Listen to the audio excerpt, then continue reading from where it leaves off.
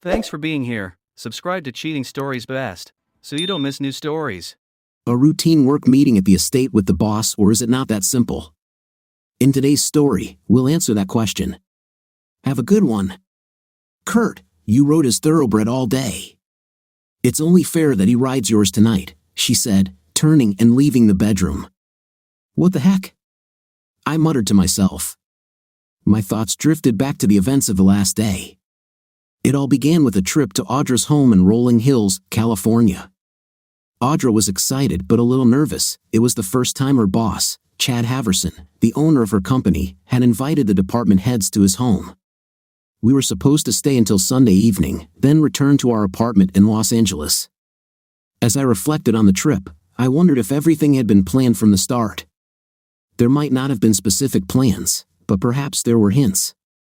My anger, already at a high level from her parting remark, only intensified as these thoughts flooded my mind. I continued to recall the events of last night and today. We arrived at a prestigious gated community in Los Angeles, home to many celebrities and wealthy individuals. On the way to one of the most impressive estates, a guard greeted us. The estate itself was breathtaking. Its sheer size left us in awe. I'm sure Audra was just as stunned. The house was a luxurious, two-story Italian-style mansion, spanning around 10,000 square feet. I knew Audra's company was multinational, but I hadn't realized it was successful enough to afford its owner such an extravagant residence, especially in this exclusive area. Chad met us at the door, pleasant enough but with a subtle air of pretension beneath the surface. By 7 o'clock, all the department heads had arrived. Audra, as the director of human resources, was among them. I felt proud of her. At only 29, she had already held HR executive positions at 3 different companies, and this latest promotion to director was a testament to her hard work. There were 4 other couples there, and the dinner was filled with interesting conversations, naturally touching on work. I felt a bit out of place. As an industrial engineer, I spend most of my days working on projects, either alone or with a small group. Despite that, I think I held up pretty well. Sure, I'm a bit of a nerd, but I'm not socially awkward. That night, in our private suite, we made love. Afterward, we hugged and fell asleep, smiling. I woke up early the next morning and lay there, admiring my beautiful wife. We had met at a Starbucks 5 years ago.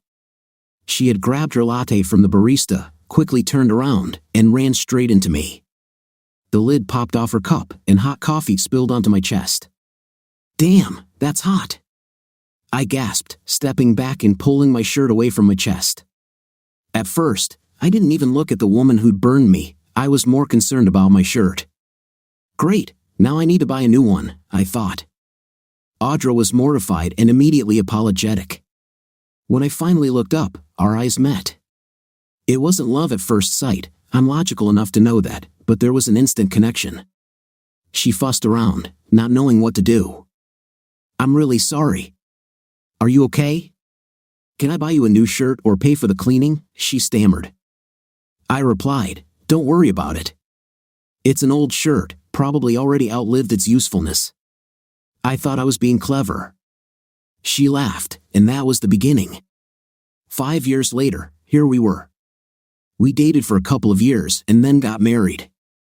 After we showered and dressed, we headed down to the dining room, where a buffet breakfast was served. We filled our plates and sat down to eat. We were nearly finished when Chad entered from the barn, dressed for horseback riding. So, he said, everyone will have the chance to ride horses along the trails. I'll show you the homes of some of my more famous friends and neighbors. Rolling Hills is an equestrian community. Many residents have horses, and there are trails throughout the neighborhood and surrounding hills that we'll be using. I smiled, thinking back to my Midwest upbringing. We had horses on our farm, and I'd always been confident around them. I was even a member of 4-H and competed in horse shows during my early teens. Almost a decade had passed since I last rode a horse, and I was looking forward to it. Chad continued, I have horses suitable for beginners, as well as ones that need experienced riders. Let's head to the barn, and I'll match each of you with a horse based on your experience. I was impressed by the barn, the horses, and the tack. Chad mentioned that, due to the large group, he had borrowed a few horses from his neighbors. I assure you that they are all quality animals, and you have nothing to fear, Chad said, as if we were all inexperienced townspeople. His complacency annoyed me, so I said, I'd like to ride that thoroughbred. I walked up to the magnificent horse standing proudly in its stall. She wasn't even saddled yet.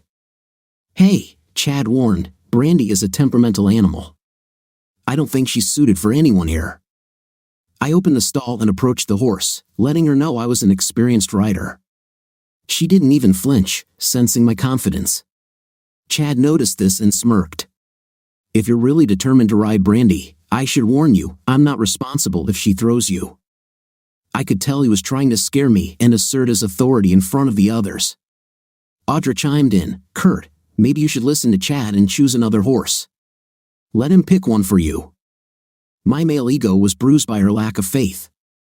She had seen my riding trophies and photographs, why doubt my abilities now? No, I'm sure Brandy and I will do just fine, I replied. Chad grinned and ordered his groom to saddle Brandy.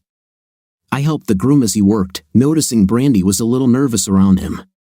I wondered how Chad treated her. As we all saddled up, Chad said, We'll be walking along the trails, and I'll point out some of the houses of famous people. Afterward, we'll head back for lunch. We spent at least 2 hours strolling through the community, while Chad introduced us to the important neighbors. I pretended to be interested, but my real focus was on making Brandy comfortable with my riding style. I became more confident with how she responded, eager to let her run. Finally, as Audra and I rode side by side, we came to a section of undeveloped hills where horse owners could gallop.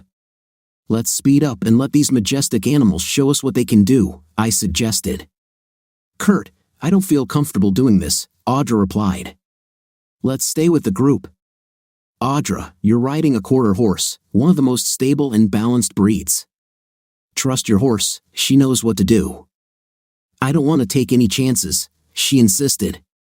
At that moment, Chad rode up on his horse and said, We'll head back to the house now. I think we've ridden enough for today. I was hoping to let this wonderful horse stretch her legs. Could we spend a little more time in the open? Well, Kurt, you do look confident in the saddle, but most of us are inexperienced. I wouldn't want anyone's overconfidence to lead to injury, Chad replied, his tone condescending.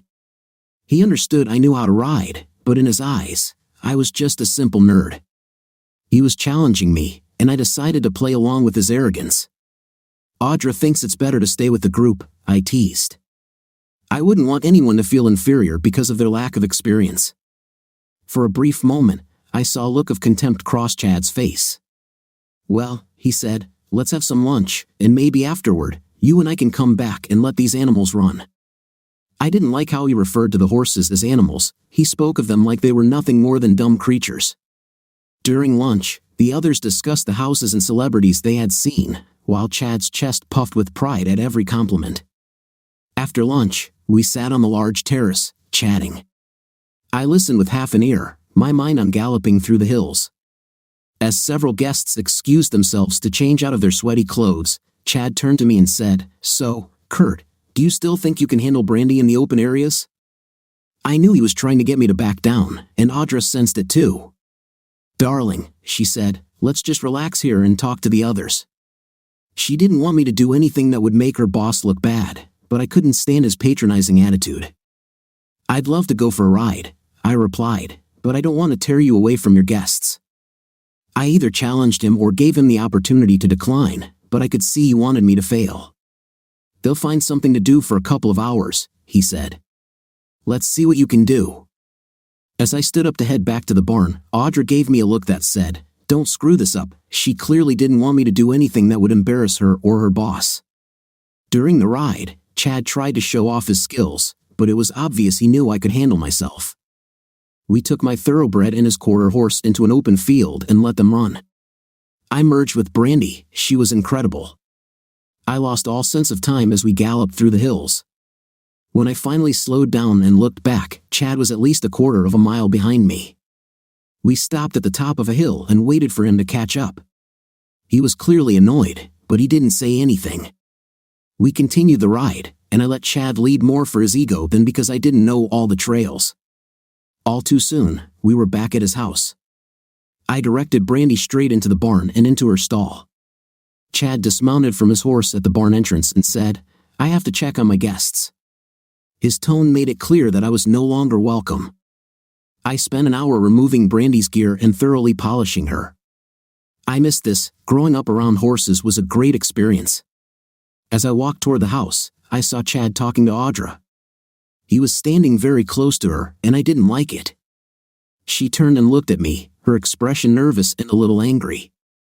I walked up to her, and she said, "You smell. Go take a shower and change for dinner." Well, that was a great greeting. She must have been really angry. I went to our room, deciding to shave, shower, and dress for dinner. I needed to win her back. When I came out to join the group, they were all sitting on the terrace. Chad and Audra were deep in conversation, but as I approached, they stopped talking, and Audra looked guilty. I wondered what they had been discussing. Dinner was pleasant, but Audra seemed more distant. She avoided eye contact with me. By the time we finished dessert and after-dinner drinks, it was almost 9 o'clock. We headed to our room, Audra barely saying a word. Once inside, she went straight to the bathroom with her overnight bag. I heard the shower running. She spent 15 minutes in there, and what seemed like an eternity after that doing something else in the bathroom. By this time, I had already undressed and gone to bed. When she finally came out, she was wearing the negligee I had bought her on one of our trips. She looked amazing, and I thought the cold night would turn into an opportunity to make amends for my earlier mistakes. But then she put on a robe, turned to me, and said, "Kurt, I'm spending the night with Chad." I was stunned. I stared at her, speechless, before finally finding my voice. "What? You heard me.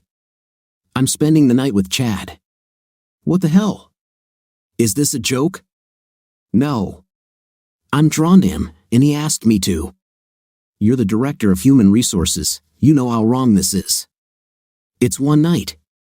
You'll get over it. If you do this, we're done." "Oh, stop it, Kurt. This won't affect us. You must be joking. I can't believe you're even talking about this." "You don't own me," she said, a classic phrase women use when they want to justify doing something wrong, fully aware of it. "You do this, and you can forget about our marriage." I shouted. Then she said a phrase that I was sure Chad had planted in her mind. "Kurt, you rode his thoroughbred all day. It's only fair he rides yours tonight." And with that, she left. I sat there, incredulous. I knew I should have run after her, but the fact that she thought she could do this and I would just accept her back was unbelievable. She could go to hell. I got up and started pacing the bedroom. I approached her side of the bed, and something caught my eye, her wedding ring and engagement ring. The rings I had put on her finger when we exchanged vows. I removed my own ring and looked at it. I squeezed it tightly in my left hand, raised my fist above my head, and then slammed my open palm onto the nightstand. Her rings jumped as I quickly pulled my hand away, rubbing my palm with my right thumb. Damn, it hurt. I glanced at my hand. There was a red imprint of the ring on my palm. Then something snapped in Kurt's mind. His emotions shut off. Cold and detached, he packed his clothes and toiletries into his overnight bag and walked out of the bedroom without looking back. He left the house, bag in hand, out the side door and into his car. As he drove through the community, he waved absent-mindedly at the security guard as he passed the gate. The drive home was uneventful, the streets quiet with little traffic for a Saturday night. Kurt rubbed his palm absent-mindedly the entire way. If he had looked, he would have noticed the bruising already forming. An hour later, he was home. He carried his bag into the bedroom, threw his clothes into the laundry basket, and went straight to bed, falling fast asleep. The next morning, his arm was quite bruised, but he made himself breakfast and sat down at the table, scrolling through the news on his phone. He was absent-mindedly rubbing his arm when his phone rang. The number was unfamiliar, but he answered anyway. "Hello?" he said. There was silence on the other end. He waited for about 10 seconds, then hung up, assuming it was another spam call. He immediately blocked the number, as he did with all spam calls. After breakfast, Kurt decided to go for a run. It had been years since he had run regularly, but he used to participate in 5K and 10K races. He wasn't sure why he had stopped. After some self-motivation, he ran just 2 miles. Out of shape, Kurt decided to start running every day. Meanwhile, Audra walked into her bedroom around 9 a.m. on Sunday morning.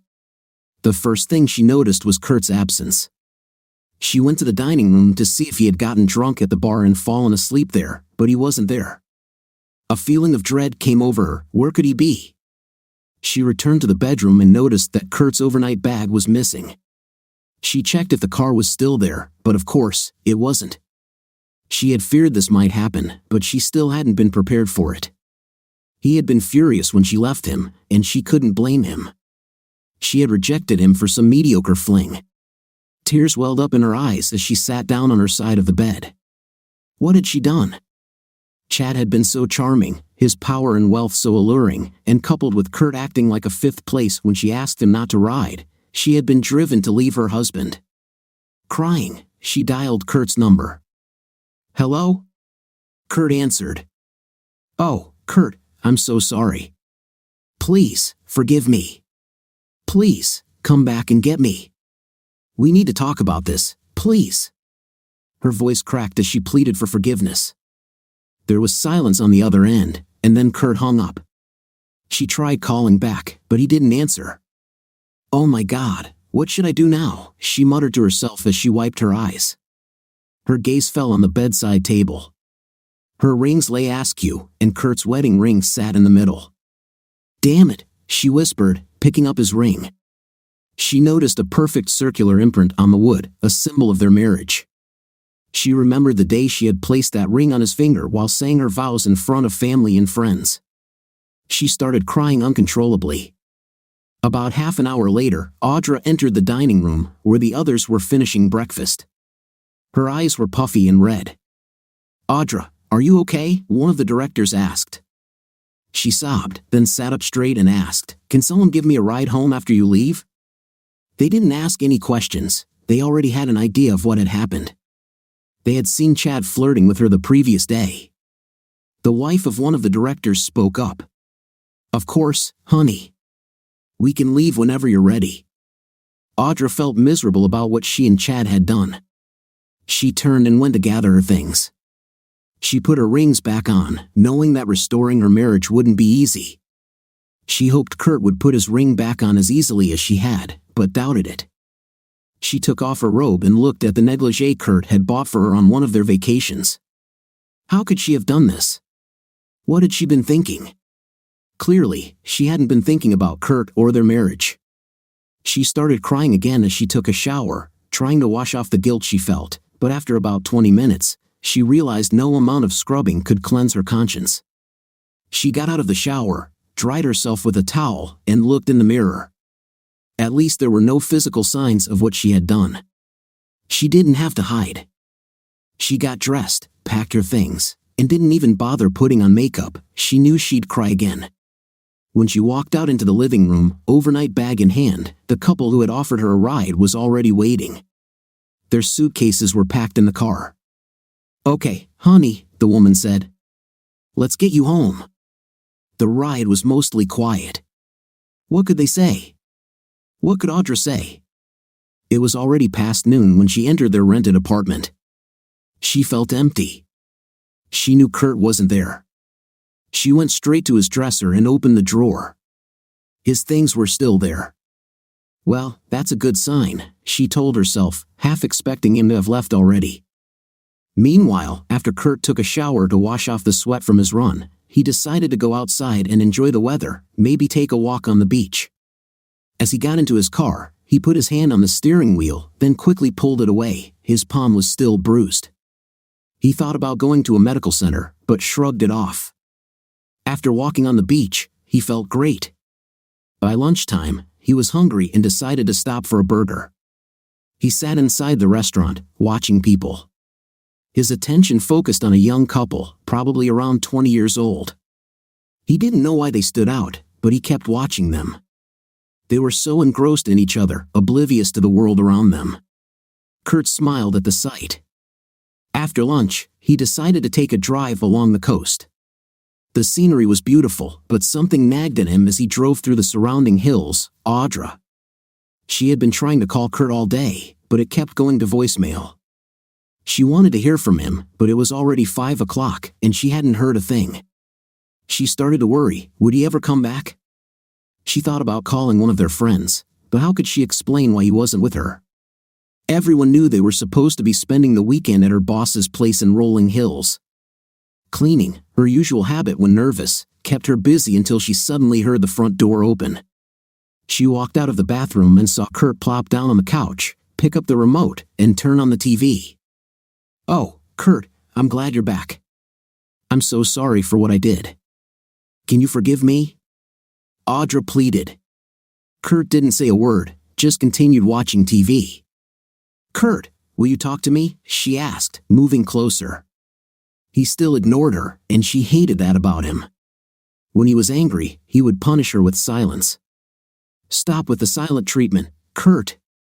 Talk to me," she raised her voice, but he remained fixed on the TV. Frustrated, Audra grabbed the remote from the coffee table and turned off the TV. Kurt looked puzzled, then muttered, "So, what now?" and began searching for the remote. "Kurt, you have to talk to me. I said I was sorry. Please, talk to me." Audra's voice cracked with desperation. But Kurt just kept looking for the remote, even checking under the couch and on the floor. Angry that he was playing this game, she threw the remote on the couch. "Here's your damn remote. Grow up. And when you do, we need to talk about this." Kurt found the remote on the pillow beside him, looked at it in confusion, shrugged, and turned the TV back on. Audra screamed, "Turn off the damn TV and talk to me," but Kurt sat in silence, staring at the screen. Audra stormed out of the room and slammed the bedroom door. Kurt, after an uncomfortable drive through the hills around Los Angeles, was exhausted. When he got home, he plopped down on the couch, picked up the remote, turned on the TV, and set the remote down. But suddenly, the TV turned off by itself. Confused, he muttered, "So, what now?" and started looking for the remote control. He searched the couch and the floor but couldn't find it. Then, glancing to his right, he spotted it lying on the pillow, right where he had already looked. "What the hell?" he thought. He picked it up, turned the TV back on, and continued watching his show. A minute later, the bedroom door slammed loudly. Kurt assumed it was just the wind. After a while, Kurt felt hungry and ordered a pizza for delivery, a small one with various toppings. $25 for a small pizza, and that's without tip, he thought, shaking his head. The cost of living here is insane. Audra sat fuming in the bedroom. "That idiot ignoring me," she muttered. She should have expected it. Kurt always acted childishly when they fought, using the silent treatment. But this fight was far worse than any before. She would have preferred him yelling at her, glaring at her, anything but this. She needed to know he still cared. Tears welled up again as she struggled to find a way to fix things.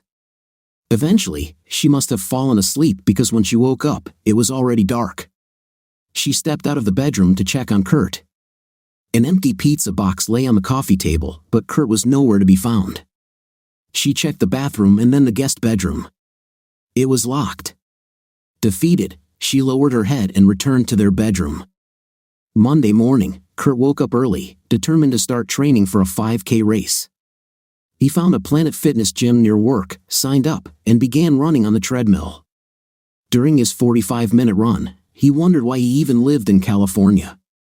Sure, there were perks, but the high cost of living, traffic, and outrageous housing prices outweighed them. His motivation at work had been suffering for a while. Kurt worked at Northrop Grumman as a technologist, a self-proclaimed nerd. But today, he was a nerd seeking change. He decided that it was time to talk to his boss about transferring out of California. Yes, he might have to take a pay cut, but the lower cost of living elsewhere would more than make up for it. Besides, there was nothing holding him here anymore. At work, he approached his boss. "Sir, I'd like to inquire about the possibility of a transfer." "A transfer? To another department?" his boss asked. "No, to another state. I want to get out of this place. California is just not for me anymore." "Wow. I'd love to leave too, but my wife won't let me. Between housing prices and all the idiots on the road, my blood pressure would drop 40 points if we left. You're lucky you can go, his boss admitted. By the end of the day, Kurt had opportunities lined up in Wyoming and Montana. He'd still have to go through interviews, but with his boss's recommendation and a strong track record, it felt like a formality. After work, Kurt hit the gym again for strength training. On the way home, he grabbed some Thai food to avoid cooking and settled in front of the TV again, beer in hand. Another night of takeout in front of the TV. What kind of life is this, he thought. Audra woke up Monday morning, glancing at the empty side of the bed. She knew Kurt had slept in the guest room, even before seeing his untouched side. Maybe he'll talk to me this morning, she thought as she headed to the bathroom. Inside, she noticed that his toothbrush, razor, and deodorant were missing. He must have moved them to the guest bedroom.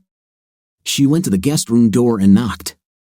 There was no answer, so she tried turning the knob. The door was unlocked, but when she opened it, Kurt was gone. She picked up her phone and tried calling him again, but once more, it went straight to voicemail. She sighed, deciding to try talking to him in the evening. At work, Audra noticed people behaving differently around her. Clearly, the events of the weekend had not stayed confined to the directors. She would have to address the rumor-mongering and demand that people keep their private lives private. Maybe she could stop it from spreading further. The day dragged on endlessly. She couldn't wait to go home. Kurt usually got home by 5:30, and she wanted to prepare his favorite dish for his arrival. At 4 o'clock, she left work a little earlier than usual, and by 5:25, the chicken Alfredo was ready. She rehearsed what she would say to him. By 6 o'clock, she began to worry.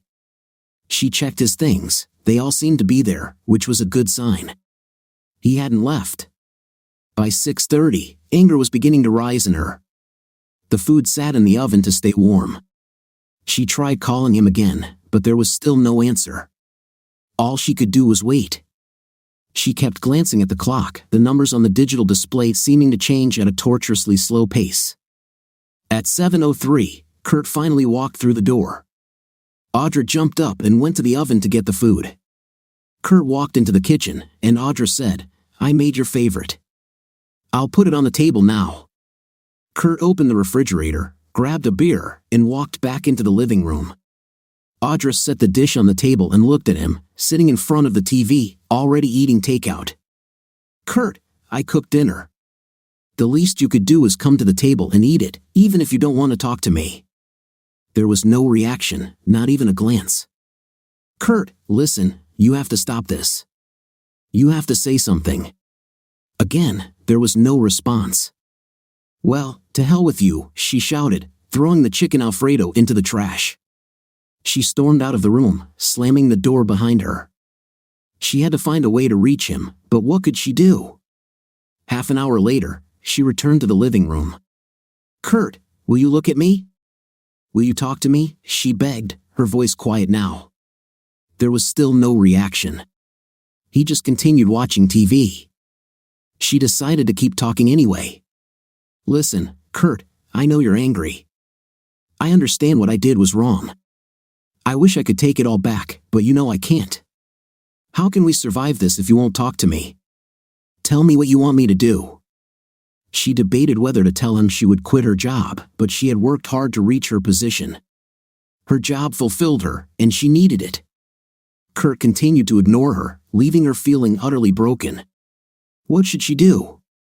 Not knowing what else to try, she sat down next to him on the sofa. She knew better than to try to hug or kiss him. Past fights had taught her that when he was angry, he didn't want any physical contact. So, she just sat beside him. For an hour, they sat there in silence. Occasionally, Kurt chuckled at the comedy show on TV, but he still didn't say a word to her. At 8:30, he turned off the TV, got up, and went to the bathroom to get ready for bed. Audra remained on the couch in the dark, tears streaming down her cheeks. She knew she had hurt him deeply, and it would take time for that wound to heal. She only hoped he would give her that time. Tuesday morning, Kurt was at the gym early again, his mind wandering as he ran on the treadmill. He had decided on Wyoming. It was close enough to Nebraska, his home state, but far enough that he wouldn't be expected to visit often. He valued his privacy. When he arrived at work, there was a message from HR. Both Wyoming and Montana had requested interviews. Kurt decided to pursue both opportunities, though he was leaning toward Wyoming. Not wanting to waste time, he scheduled the video interviews for that same day. At 1 o'clock, he had his interview with Montana. It went well, and they had a clear need for his skills. However, Wyoming won him over, not just because of its proximity to home, but because they were working on arming hovering drones with lasers. It was a project that intrigued him, and his current experience would be especially useful there. "When can you start?" they asked. "Give me this week to hand over my duties and wrap things up here. Then I'll need a week to move and get settled. How about the first week of October?" "That sounds good," his new boss replied. "If you need help with anything, feel free to contact me or my assistant. We'll do our best to make your transition smooth." Throughout that week, Kurt stuck to his routine: early morning gym sessions, late nights at work, ensuring all his projects were progressing smoothly. This meant that when Audra made dinner at 5:30 on Tuesday, he was already gone. By Thursday night, she didn't even bother making dinner anymore. He came home late every night, either picking up takeout or eating before arriving. There was still no interaction between them. No matter how many times Audra tried to talk to him, he ignored her. On Friday night, his colleagues threw him a farewell party at a bar. That night, he came home close to 11, clearly drunk, and fell asleep on the couch. Audra was disappointed and unhappy that Kurt didn't even acknowledge her. Feeling lost, she called a coworker and arranged to meet for breakfast. She needed to talk to someone about the situation. She needed help. Her friend was divorced, so maybe she could share some advice on saving a marriage. Audra hoped to learn from her friend's mistakes, especially to understand what not to do. When Kurt woke up, took aspirin, and had his first cup of coffee, he was ready to start packing his clothes and other personal items. 2 hours later, he was surprised to find that all his belongings fit into the car. His lease was still valid for 3 more months, meaning extra expenses, but leaving this miserable state was worth the cost. Without ceremony, he got into his car and drove off. As he exited the complex, he passed a car driving in, but he paid it no mind. Audra noticed Kurt's car as she drove into the complex. "I wonder where he's going," she thought. She had just spoken to her coworker, Melanie, about her divorce, what led to it, and how she could save her own marriage. Melanie had cheated with a family friend, and by the time her husband found out, he had already left the country. It had been that bad. The story Melanie told painted a bleak picture. "Some men, most men," she said, "can't handle the thought of their woman giving someone else what they consider theirs and theirs alone." Audra knew she would feel the same way if Kurt had cheated. How could I ever fix this? She wondered. It was impossible to erase it from his memory. When Audra entered their apartment, something felt off. In the living room, she noticed the TV, DVD player, and game console were missing. "Oh no," she muttered, running to the bedroom. All his clothes and toiletries were gone. She collapsed on the bed. She was too late. Less than a week had passed, and he was gone, no word, no note. He just left. She grabbed her phone and started calling all their friends, no longer trying to hide her affair. Affair, she thought, let's call it what it was, a damn mistake, but none of their friends knew where Kurt was or had heard from him in over a week. She couldn't bring herself to call his parents, who were in Nebraska. She was certain he hadn't gone there. What was she supposed to do now? She felt lost. Work became a challenge. She had to have several conversations with colleagues who made advances toward her, telling them in no uncertain terms that their attention was unwelcome and would not be tolerated. Despite the rumors circulating about last weekend, she had already earned the nickname HR Director behind her back. She didn't mind, as long as it stopped the rumors and her coworkers from harassing her. Knowing it was pointless, she called Kurt anyway. Unsurprisingly, it went to voicemail. Still, she left a message. "Kurt, I saw you leave. I don't know where you're going, but I really want you to talk to me. I love you, and I'm so sorry for what I did. I don't know how to fix this. I'm starting to realize there may be nothing I can do. I screwed up. Please call me. I just need to hear your voice." She hung up, not ending the call with her usual "I love you." She knew it would sound empty. Kurt had a plan. His goal was to reach St. George, Utah by the end of the day. Traveling through the desert was tiring, and there was little to see or appreciate, making it feel like a 10-hour drive even though it would take about 7 to 8 hours. Once there, he would find a motel and start the long drive through Utah and into Wyoming early the next morning. While driving, he reflected on his life. College in Arizona had been a different experience compared to his Midwest upbringing, but Embry-Riddle had helped him realize his potential. It made him the ideal candidate for the Northrop Grumman job. When they offered him the position, he had been thrilled. It was his dream job. The years since had flown by, most of them spent focused on work. California was now behind him, and he was eager to start a new chapter in a new place, with new challenges. Maybe, just maybe, he would find someone new to share his life with, though thinking about that left him feeling hollow. On Monday morning, Audra decided to take time off from work and try to see Kurt at his job. Since he was a contractor for the military, security didn't let her past the reception desk. When she asked to see Kurt, they told her he was unavailable. Of course, she didn't believe them. She assumed they were covering for him. Determined, she asked to speak to his boss. When Mr. G. Heaven came down to the reception area to meet her, he seemed puzzled. "How can I help you, Mrs. Bryant?" "I need to talk to Kurt," she said. "I know he's been avoiding me, but I really need to speak with him. I'm a little puzzled. Kurt doesn't work here anymore." "Friday was his last day," said Mr. Heaven. "Did he quit?" "No, he requested a transfer last Monday. He said he wanted to leave this hellhole of California." "So, where did he go?" I don't think I should give you that information. If he didn't talk to you about it, there's a good reason for it. You're in HR, you must understand that." "So, he left California?" she asked, piecing it together. "I probably shouldn't have even told you that," he admitted. Audra realized she wouldn't get any more information from him, so she said, "Well, thanks. If you talk to him, please let him know I want to talk to him." Mr. Heaven seemed to understand that there were personal issues between them, and Audra was trying to fix things. As she walked to her car, she scanned the parking lot, wondering if she was being lied to. After a few minutes, she sighed in disappointment. Kurt's car was nowhere to be seen. Mr. Heaven had been telling the truth. Kurt's Sunday drive through Utah and into Wyoming was incredible, the scenery breathtaking. He had never driven through Utah before, always flying home from Los Angeles for the holidays. He thought to himself that he would definitely spend more time here now that he lived in the same state. Finding a hotel in Cheyenne was not difficult. It was the end of September, and the tourist season was winding down. He chose to stay at the TownePlace Suites by Marriott, giving himself time to find a nice townhouse or apartment while still being able to cook his own meals. The hotel also had a gym, so he could continue his workout routine.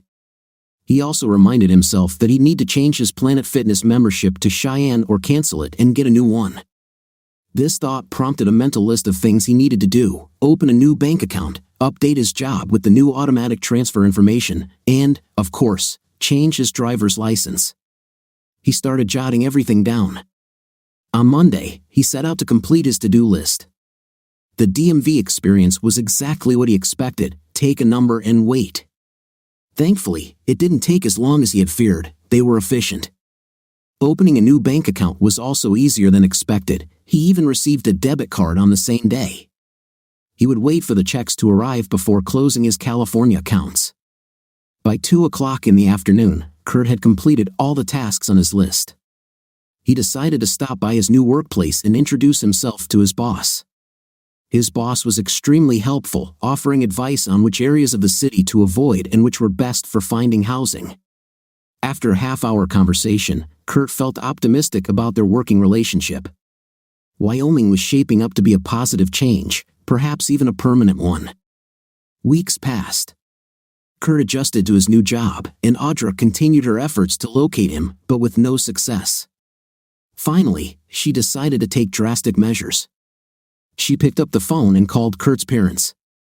She was sure Kurt had told them everything about her betrayal, and she dreaded their judgment. They were church-going people, and she expected reproaches. "Hello, Carol. This is Audra," she said hesitantly. "Audra. Why so formal? You know you can call me Mom."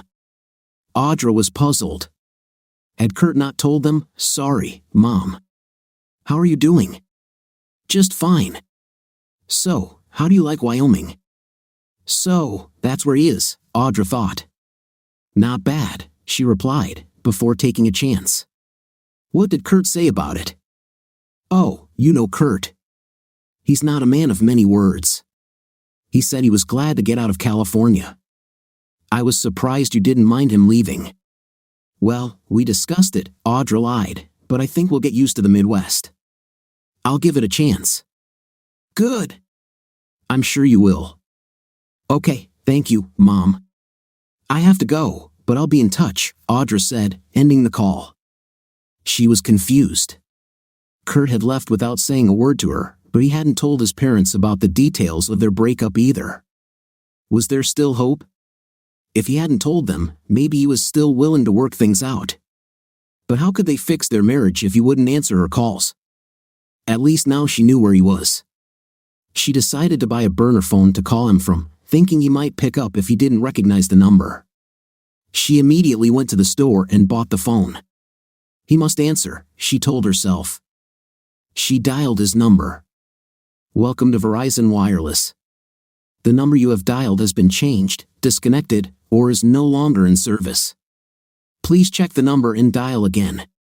She looked at the phone, verifying that she had dialed the right number. Asterisk yes, it was Kurt's number. At least it used to be asterisk. "Damn," she muttered. "He must have changed his number. Now what?" She couldn't call her mother-in-law again and ask for a new number. But at least she knew he was in Wyoming and had transferred to a new job. She went to the Northrop Grumman website and searched for information on the Wyoming branch. They had an office in Cheyenne. Great, the capital, she thought. But how do I find him among 100,000 people? She considered hiring a private investigator to track him down, but what good would that do if she just needed to talk to him? After thinking it over, she decided to take a week off work and try to find him on her own. Meanwhile, at Kurt's new job, everything was going great. He was starting to feel like part of the team. It was the end of October, and the Human Resources Department informed him that he needed to fill out forms to open new benefits. While reviewing his benefits, he noticed that instead of being on a single-person plan, he was on a family plan. There must be some kind of mistake, Kurt thought. He immediately made changes to a single-person plan for the following year and requested a refund. HR looked into it and said they had approved the family plan last fall, and that they couldn't do anything because it was his decision. Kurt was puzzled and absent-mindedly rubbed his palm. He looked at his hand. Under the skin of his palm, there was a circle of hard tissue the size of a nickel. "I should get my hand checked," he thought. Audra. 3 weeks after her conversation with Kurt's mom, Audra sat in her car in front of his work, waiting for his car to pull out of the parking lot. At 5:30, she spotted him and followed him. He drove to the Planet Fitness gym and went inside. Should she go in and meet him? What if he ignored her again and just walked away without giving her a chance? Then she'd lose the opportunity to find out where he lived. She also wouldn't be able to talk to him like a normal husband and wife. No, it was better to wait. An hour later, Kurt walked out to his car and Audra followed him to the hotel where he was staying. She was angry that he had left her, but also worried about how to approach him. How could she do this? Just knock on his door and say, "Hi, can we talk?" She sat in the car, going through different scenarios. He could get aggressive, but that wasn't Kurt's style.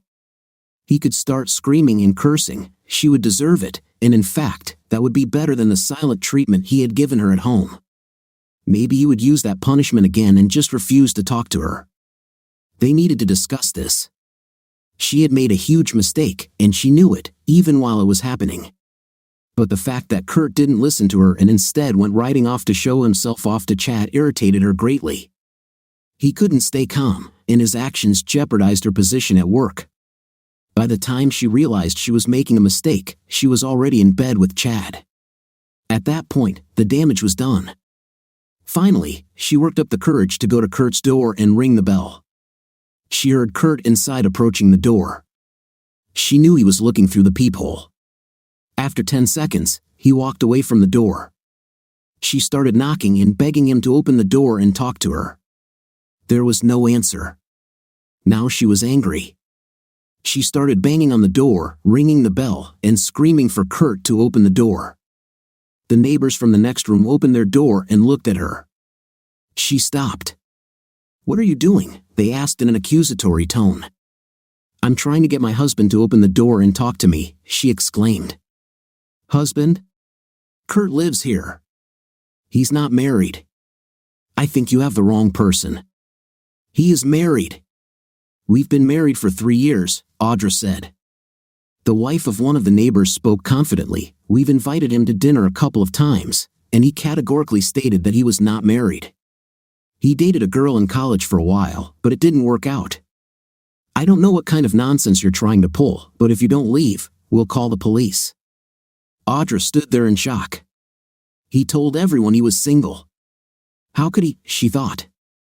Kurt inside the apartment.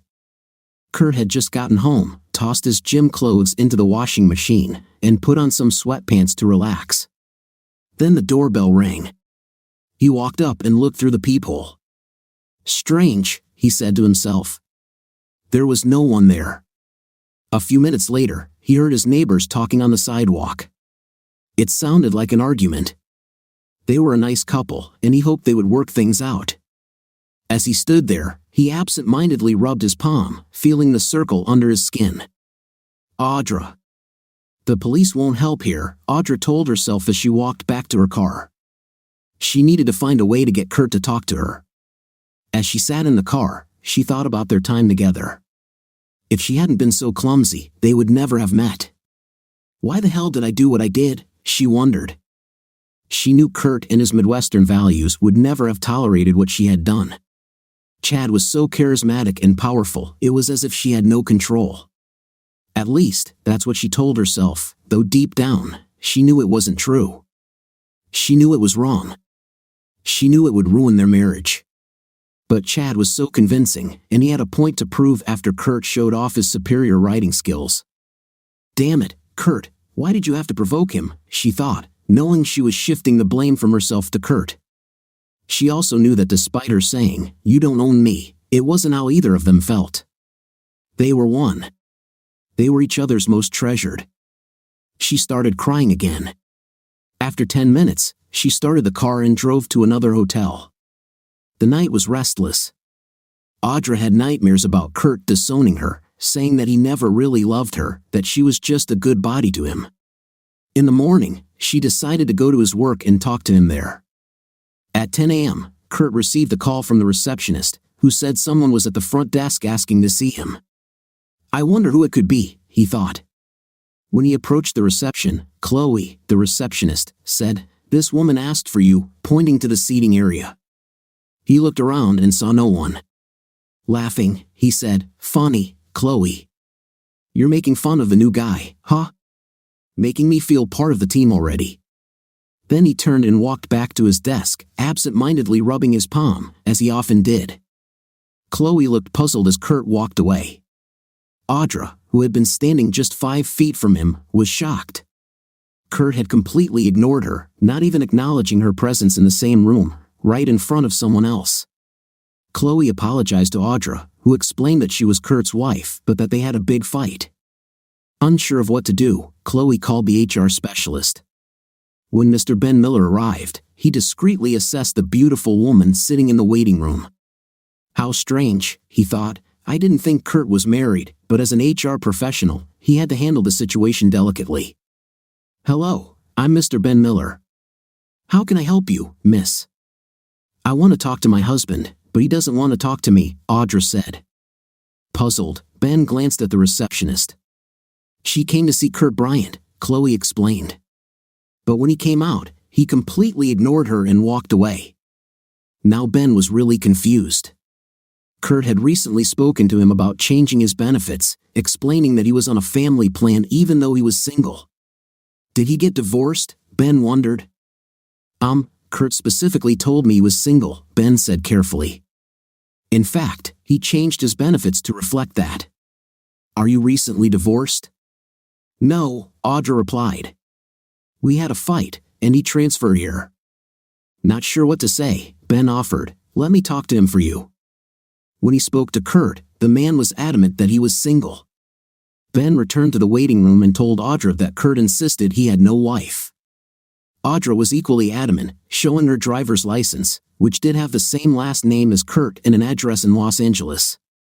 She was so persistent that Ben decided to call the Los Angeles office. Mr. Haven from the Los Angeles branch confirmed that Kurt had been married while he worked there. He also described Audra, and his description matched the woman sitting in the waiting room. Everything lined up, her address, her name, but Kurt had said he was single. Miss, please leave your number with Chloe, and I'll try to look into this. Are you staying in the city?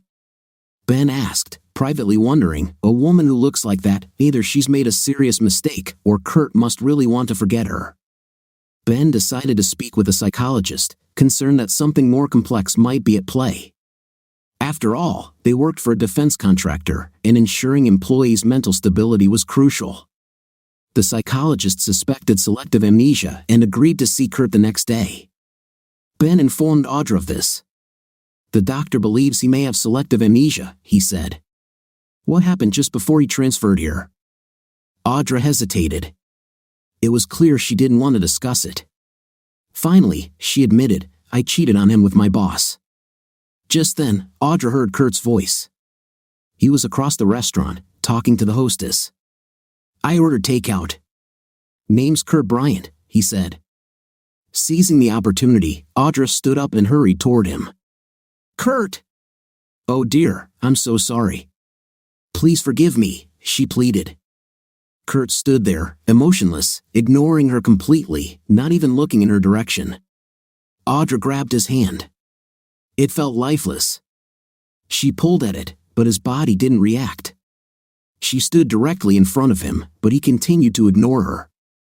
She began to scream and stomp her feet in frustration. The hostess returned with Kurt's food and addressed Audra. Miss, what's your problem? This is my husband, and he refuses to talk to me. All this time, Kurt remained completely indifferent. Noticing his food, he asked the hostess, Is that my food? The hostess hesitated. Yes, she replied. I've already paid for it. Audra still held onto Kurt with one hand while he took the food with his other hand. Thank you, he said to the hostess and turned to leave, actually pulling Audra along with him.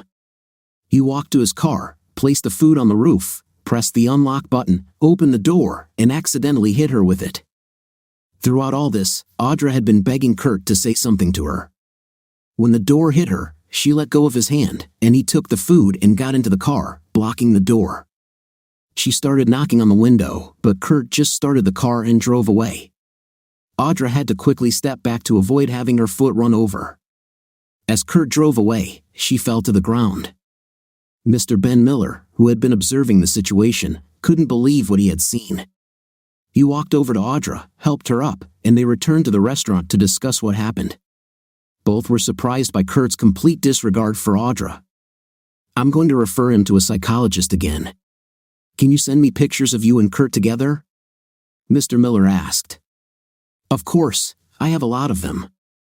I can forward them from my phone, Audra said. Okay, send them to my phone, and I'll give them to the doctor. Do you have a photo of just yourself, maybe a more personal one? That might jog his memory. Yeah, I have a very personal photo, Audra said reluctantly. Perhaps this might help him remember, she added, thinking. And I wouldn't mind adding it to my personal collection. Kurt was called back into Mr. Miller's office and referred to a psychologist. He was puzzled by the need for another visit. Mr. Bryant, please sit down. May I ask why another assessment? There is a problem. It's just a follow-up check. It won't take long, Mr. Miller said. Mr. Miller explained the events of the previous day at the restaurant and mentioned the photographs he had sent. Do you know Miss Audra Jackson, using her maiden name? No, I haven't met anyone with that name, Kurt replied, rubbing his palm. Can you look at this photo and tell me what you see? Mr. Miller asked, showing Kurt a photo of him and Audra taken at a restaurant shortly after they started dating. "This is a photo of me sitting in a restaurant I frequented in the Los Angeles area," Kurt said. "Who else is in the photo?" "There are a few people in the background, but I don't know who they are." "Just some customers," Kurt said. The doctor looked at the photo, noting that Kurt was clearly sitting at the table with his arm around the woman Mr. Miller said was Kurt's wife. He showed Kurt another photo. "This is me on the beach in the gazebo." "How did you get these photos?" "Is the government watching me?" Kurt asked.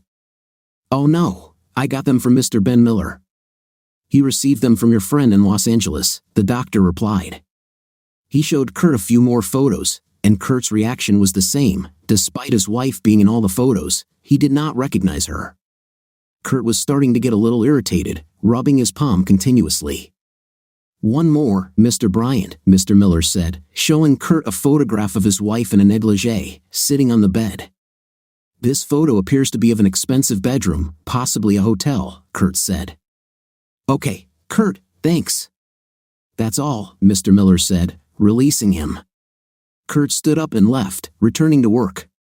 When Mr. Miller was informed of the outcome of the meeting, he asked, "Should I be concerned about his work here?"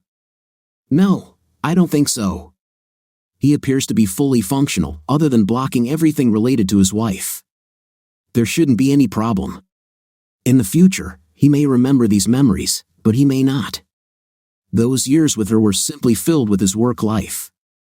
However, if he starts to remember or if there are problems related to his marriage, please contact me," Mr. Miller said. "Mrs. Bryant, I talked to the doctor. The photos didn't help. This is selective amnesia. He forgot about you and your marriage," Mr. Miller informed Audra. Audra remembered what Kurt had told her before she left their marriage to sleep with her boss. She hadn't even said goodbye, she just hung up. Kurt had told her that she could forget about their marriage, and he himself had forgotten it. Realizing that she had ruined her marriage and needed to get back to work, Audra began preparing to head back to Los Angeles. As she got ready, she thought about the end of her marriage and her job. She was sad about her marriage and had mixed feelings about her job. She needed to keep working, at least for now. She needed money to live, and her position as HR director provided a good salary. However, she knew she would no longer be able to treat it with the same zeal. While paying at the hotel, she opened her Gucci bag to take out her car keys. There, at the bottom of the bag, was Kurt's ring. She had brought it with the hope that they might make peace and he would wear it again. What would she do with it now? She would decide that later. As she began the long walk home with tears in her eyes, she said aloud, "I hope you find happiness, Kurt." About a year later, Chad Haverson said, "Why do you look so sad?" "It'll be 1 year this weekend." "I understand," Chad said, and he really did. Since returning from vacation, Audra had been distant. Chad tried to cheer her up and even offered to recreate that fateful night. She categorically refused and told him that his attempts were unwelcome. She warned that any further efforts to create anything other than a professional relationship would result in charges of intimate harassment. Chad took this warning seriously and made no further attempts to pester her. A week later, Audra filed for divorce. She knew the marriage was over but hoped that Kurt might suddenly remember the good times they had shared. Speaking with Mr. Ben Miller, she learned that Kurt still showed no signs of acknowledging their marriage. When the divorce documents arrived by registered mail, Kurt opened the envelope out of curiosity. However, after reading the first few lines, his mind went blank and he threw the envelope and its contents into the trash. He then absent-mindedly rubbed the palm of his left hand. 90 days later, Audra was with her lawyer before the judge.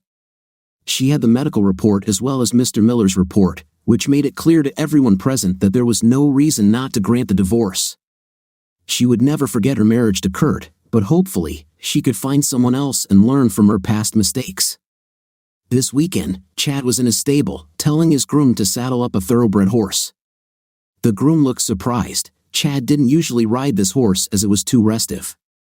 He preferred the quarter horse, a much lighter horse. However, Audra had mentioned the finalization of her divorce, and he remembered how her husband had controlled this animal with such ease. Chad also recalled how Kurt had performed that weekend. He needed to prove to himself that he was not second best, especially in front of a man who had abandoned such a beautiful woman. Chad had been on the trails for about half an hour when suddenly the horse reared up and threw him off. Chad fell hard, and as he lay on the ground, he felt a burning sensation in his left arm. Raising his hand to his chest, he saw the horse rearing up. He woke up in the hospital 3 days later.